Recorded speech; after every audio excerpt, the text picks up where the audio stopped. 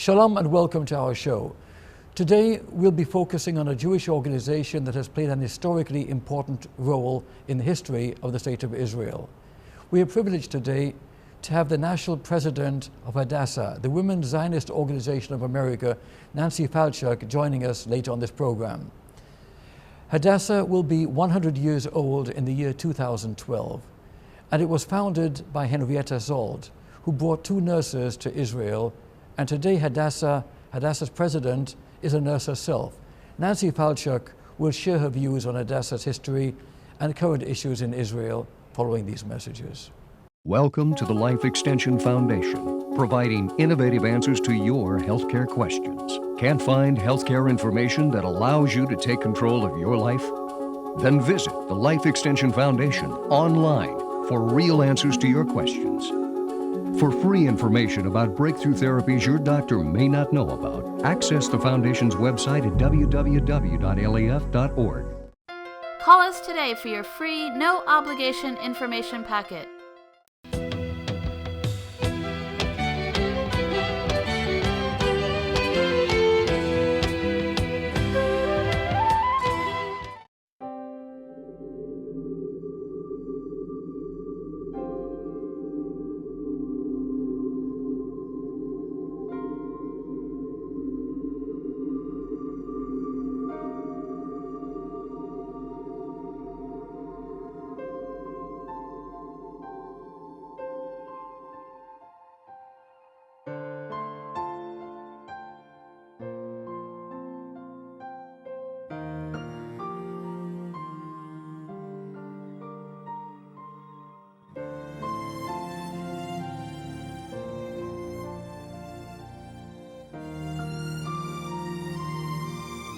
The tower is extremely important and essential for meeting the challenges of the medical world, of medicine in the modern day and age. Jerusalem needs it badly. From the start, Hadassah has set the pace for healthcare in Israel and achieved more remarkable firsts than any other medical institution. The tower will continue this tradition by uniting the most advanced medical technologies with a profound spirit of healing. This is a time for all of you to join us building the future of the Hadassah Hospital in Jerusalem. The continuity of the Hadassah dream and to keep building on the things that have gone in the past that they're going to do now with this new dedication of this new tower. It's a very, very important step in the history of Hadassah. The importance of this project is just unquestionable. We're not waiting for the future, we're building it now.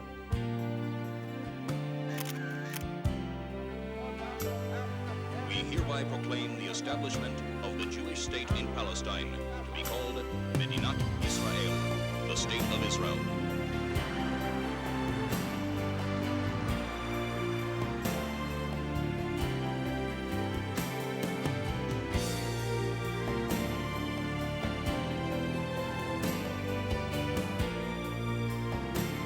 This is the first time we know with surety somebody has donated monies way far and above anything that has ever been given to Hadassah before. It is my great pleasure and honor today to announce that Bill and Karen Davidson, on behalf of Guardian Industries Corp., will make a gift to Hadassah, the Women's Zionist Organization of America, in the amount of $75 million.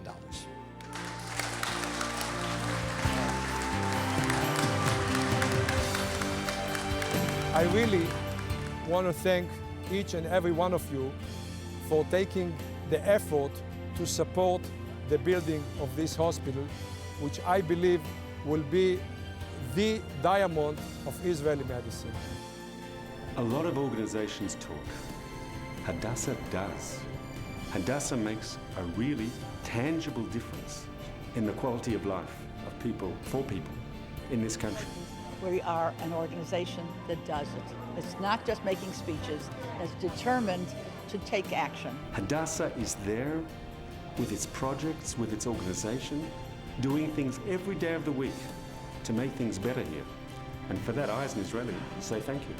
In this special time, we need your support more than ever. And I hope to see you here in Jerusalem in 2012 to celebrate with us the dedication of the new hospital tower. After almost a century, Hadassah remains the heart and soul of Israeli medicine.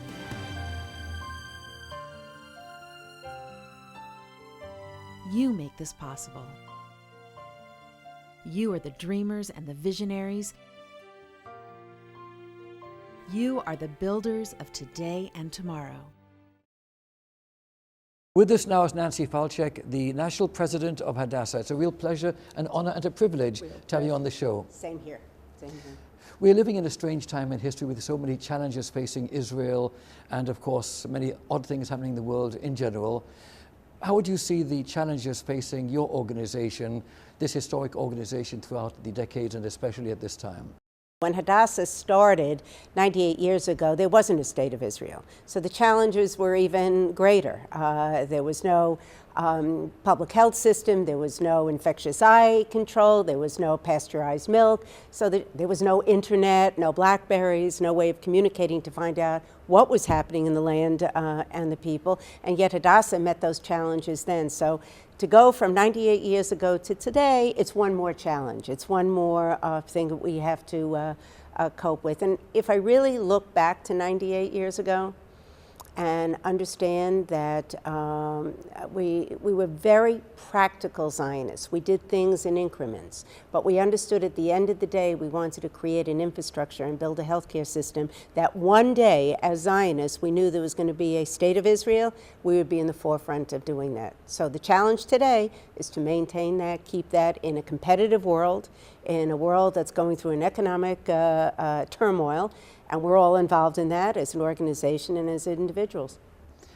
Please define for our viewers the different activities that Hadassah is involved in. You know, it's an amazing organization that began as a study group by a woman, Henrietta Szold, who believed that women should be able to study Torah and couldn't with the men, so created a study group and then decided to do very practical work, very practical Zionism. So all the things we do today are designed by a needs assessment, by what the state of Israel needs.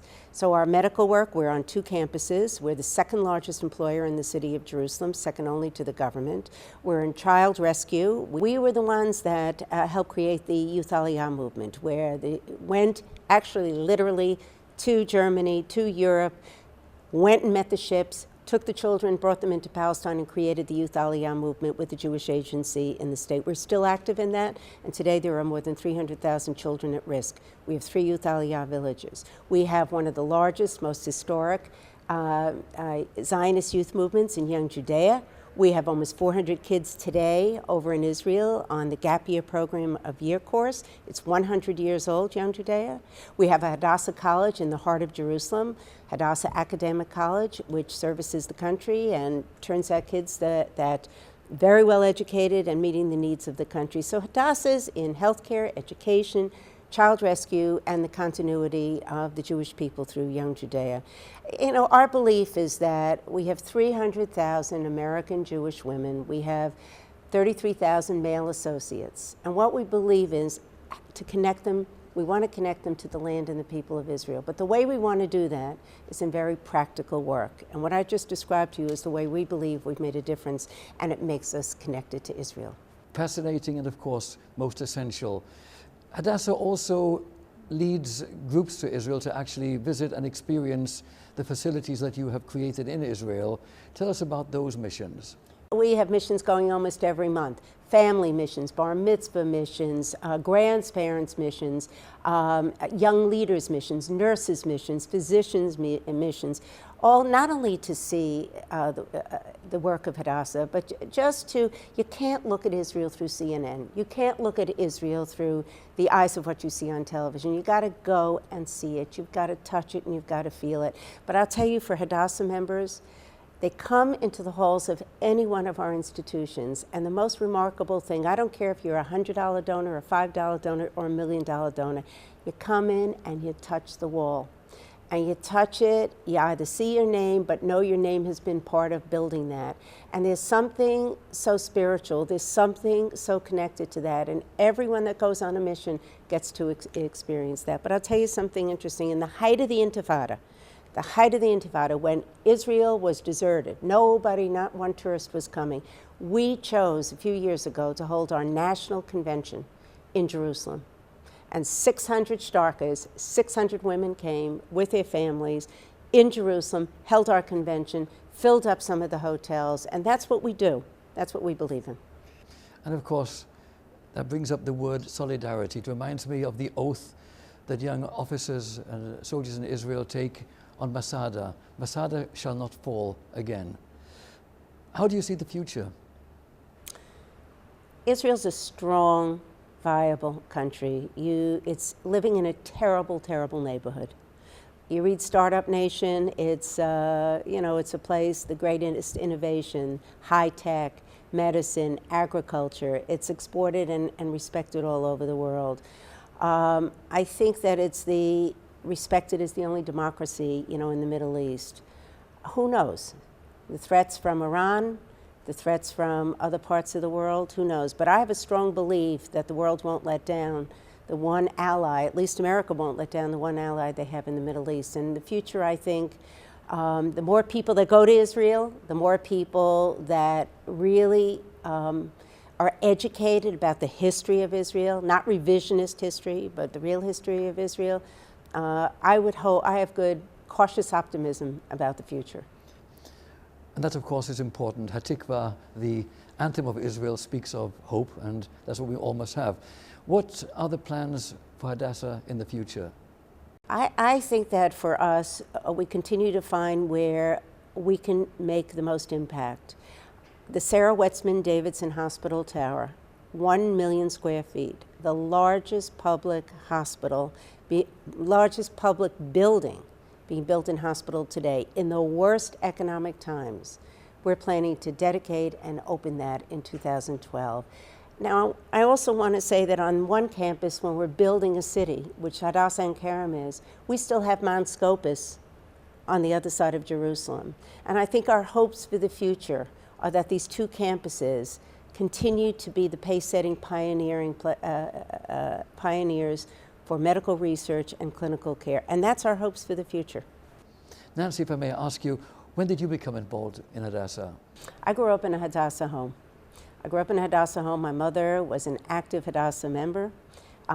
We were always watching luncheons, place settings being made, doing things, because Zionism was very strong in my house. So I grew up in that house, and when I got married to a Venezuelan physician in Boston, and we moved down to Washington for a few years, first people I reached out to was Hadassah. When we moved back to Boston, became a professor of medicine at Harvard, I went again to Hadassah. And as a nurse, my connection to Israel, my connection to medicine became even stronger. And with the international connection with my husband, I got very involved in building bridges to peace through Hadassah International, and the rest is history. Nancy, considering the dire economic times we're experiencing, how has this affected your view of the challenges that you and Hadassah are facing at this time? And I have to admit, it's been a tough couple of years. I came in as president in 2007, and the economy was pretty strong and pretty good. And I came in with a plan and a strategy, et cetera, and the bottom dropped out of the stock market for everyone, not just for the nonprofits, not just for our bank accounts, but for all our donors and for our individuals. But this is what I think gives me the absolute strength. It is in the power of each one of us. I have an army of 300,000 women out there and men, and they're unbelievable. And that when I look back to when Henrietta Szold had $283 in the bank, and she knew she wanted to send over nurses to Israel, and she had only a couple of weeks to raise almost $2,500 at the time. They raised $5,000 and sent in hard times. When I look at when we built Mount Scopus. The Mount Scopus Hospital was built during the Depression. So I think for me, it's been hard. I think because I've seen the pain of a lot of our members.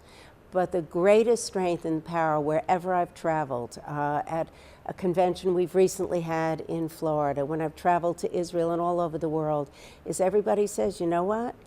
When times are tough, Hadassah gets tougher and gets going. And I think that I just want to say, if I have the opportunity to thank every single member that's out there, that's what Hadassah is about. We're volunteers who are passionate, who believe we can make a difference. And it might be terror, it might be war, it might be disease, it might be the economy. But you know what? We're 98 years we've been here. We'll get through this too. This has been a real privilege and a pleasure to have you on the show. I want to thank you so much, Nancy. Thank you very much. Let's have you on again one of these days in the future. Anytime. Thank you. Thank you. I'll be right back.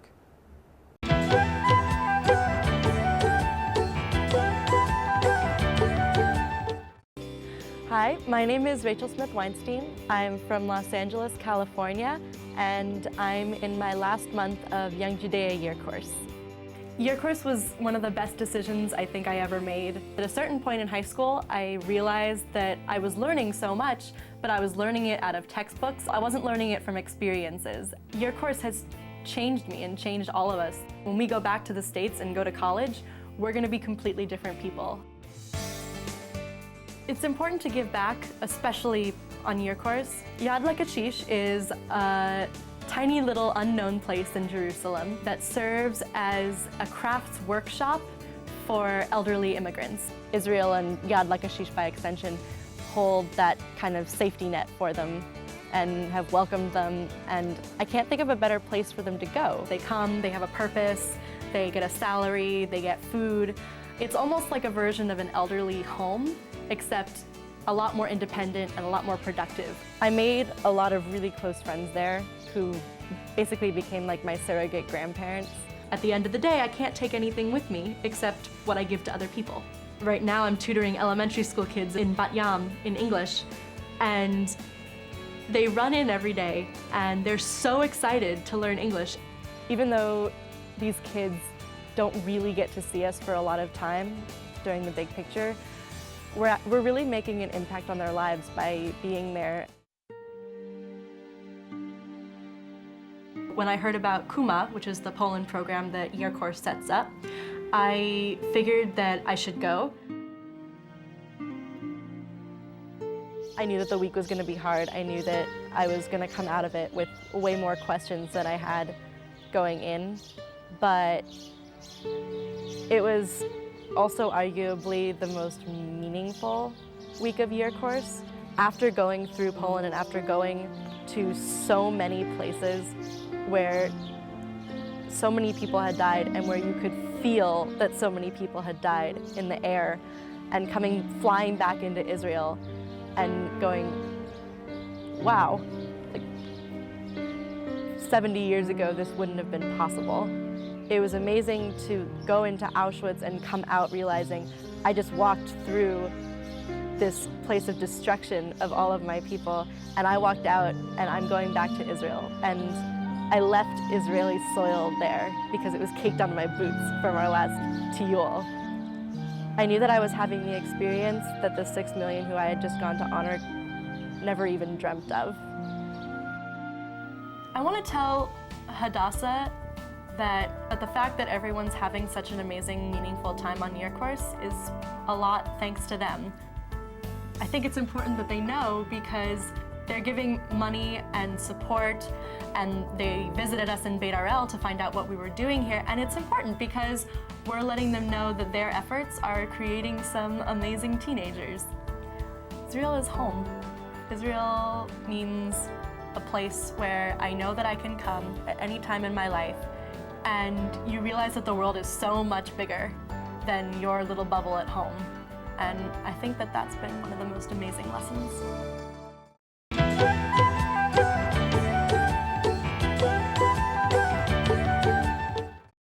With us now is Kathy Hershfield. It's a pleasure to have you on the Shalom Show. Thank you for having me. Tell us a little about your view of Hadassah from your vantage point in the Northeast. In the Northeast, Hadassah is an organization, even locally just in the Northeast, that has really filled a place in my life that I didn't even know I needed to fill. It's an exceptional organization filled with brilliant young women and women of all ages that really work to heal the world and cure the ills and bring peace through medicine. And it's just been a life-changing experience for me over the many years. I can imagine that. And your organization, which was founded by Henrietta Szold so many years ago, one usually imagines that Hadassah has all these middle-aged ladies working for it, so it's really nice and refreshing to have a nice young lady like yourself on the show and articulate the cause of Hadassah in this day and age. How do you perceive the challenges facing Hadassah and Israel at this time in history? The Hadassah, the challenges we face are the challenges that Israel faces, because Hadassah and Israel are really inextricably linked. We were there before there was an Israel, and we're there now, almost 100 years later. The challenges are those of dangerous demographic changes, environmental crises, misrepresentation to the press, and Hadassah's there side by side with Israel, making sure that we are properly represented, because the work we do is global. It affects people throughout the world of any ethnicity, any background, and it's remarkable work. Kathy, back to the point I made earlier. What is Hadassah representing with regards to the younger generation? How are you attracting young people such as yourself? You know what, myself, I'm youngish, but there's many younger women than myself, and I chair the Young Women's Department in Hadassah nationally, and the outreach I've done and the women I've met across the country are amazing. Again, the newer generation doesn't recognize the threat to Israel, and Hadassah is this great organization that attracts young women for social reasons and educational purposes, and what they ultimately get out of it is a beautiful opportunity to connect with their homeland and connect to other Jewish women that care about the world beyond their local community.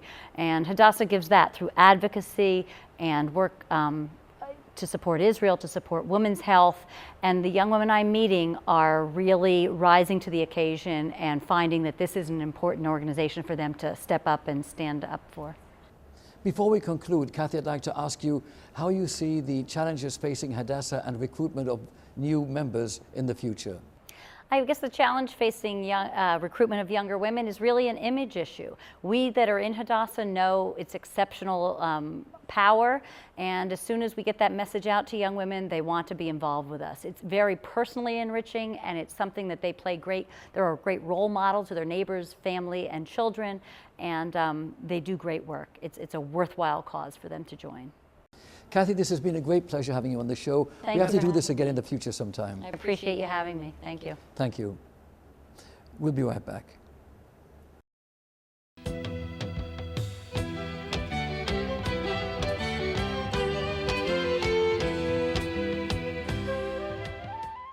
This brings us to the end of our special show for today. From On Location in Hollywood, I'm Richard Peritz. Thank you for being with us.